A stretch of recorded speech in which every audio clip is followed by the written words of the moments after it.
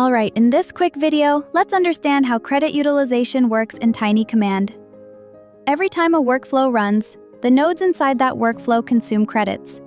Regular automation nodes use 1 credit, and AI nodes like AI agents or enrichment nodes use 10 credits. Now let me show you this in action. Before I run this workflow, you can see my used credits number here on the dashboard. I'll run the workflow once.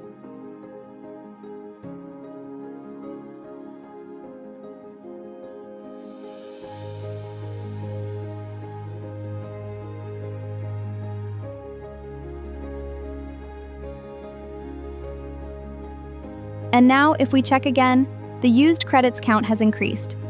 That increase represents the total credits consumed for this run. To understand how those credits were spent, let me break down the nodes in this workflow.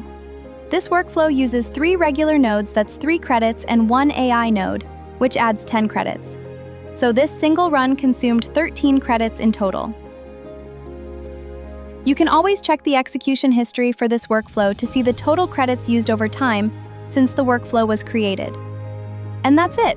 TinyCommand makes credit usage predictable and transparent, so you always know how your automations are consuming credits.